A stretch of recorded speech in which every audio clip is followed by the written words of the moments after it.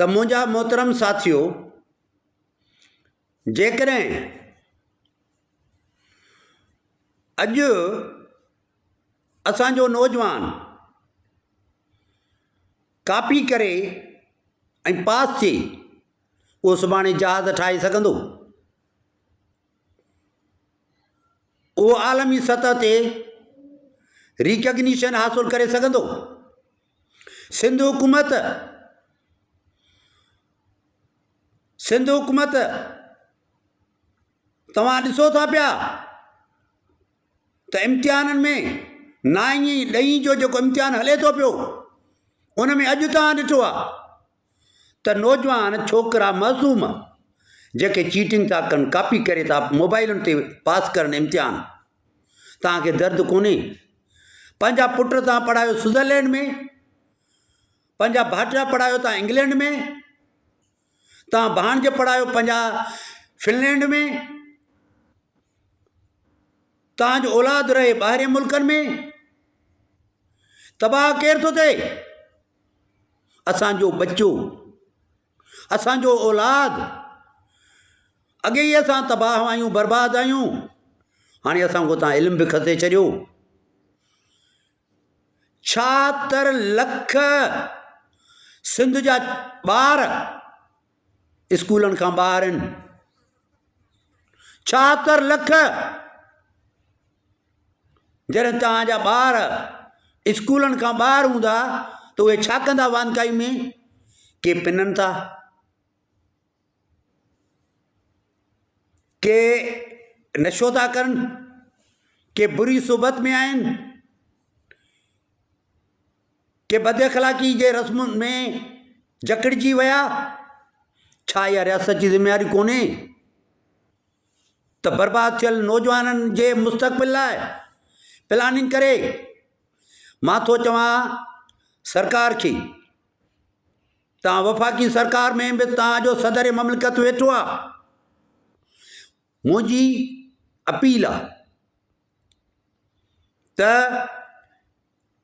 हितां जो नौजवान तव्हां बैन अल-अक़वामी सतह ते सुठा तालुकात जोड़ियो सॼी दुनिया सां। ऐं जेकी नौजवान हिन मुल्क में मुआशी तौर ते तंगदस्ती आहे, हिन मुल्क में रोज़गार कोन्हे, उहे Canada, Australia, America, Germany, England या उहे मुल्क जेके मुआशी तौर ते मज़बूत आहिनि, क़तर, सऊदिया, उर्दन, अमान, इहे मिडिल ईस्ट जा मुल्क, या ॿियनि अफ्रीका जे मुल्कनि सां तव्हां अहिड़ा सुठा तालुकात ठाहियो जो हितां जो नौजवान तव्हांजो ओॾांहुं वञे ऐं उते वञी रोज़गार करे ऐं सुभाणे डॉलर कमाए पाकिस्तान में मोकिले त पाकिस्तान जा ज़र मुबादले जा ज़ख़ीरा वधनि। ऐं जीअं पोइ सुभाणे उहो नौजवान जॾहिं पंहिंजे धरती ते वापसि अचे त अचे सुठे रोज़गार सां लॻे, हुन वटि एतिरा वसीला हुजनि जो पंहिंजे मुल्क में अची करे को कारोबार करे सघे। इहा मुंहिंजी सरकार खां के इल्तिजा आहे ऐं मुंहिंजी सरकार खे अपील आहे ऐं मुंहिंजी सरकार खे इहा एडवाइस आहे त महिरबानी करे दुनिया में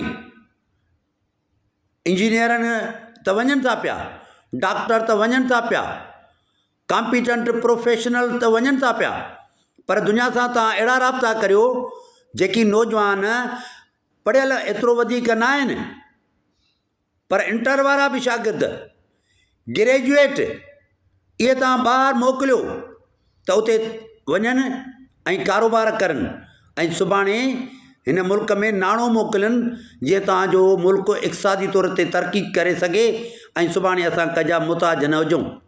मूंखे उमेदु आहे त सिंध सरकार मर्कज़ सां राब्तो करे ऐं इमिग्रेशन सां वज़ीर ख़ारजा राब्ता करे पाकिस्तान जे लाइ अहिड़ियूं राहूं हमवार कंदा जो सुभाणे असांजो नौजवान इन यूरोप जे, ऑस्ट्रेलिया जे, अफ्रीका जे ऐं एशिया जे जापान जहिड़नि मुल्कनि में वञी रोज़ी कंदो त सुभाणे असां ऐं तव्हांजो मुस्तक़बिल बहितर थी सघे थो, न त असांजो हाल तबाह ऐं बर्बाद आहे। महिरबानी साथियो।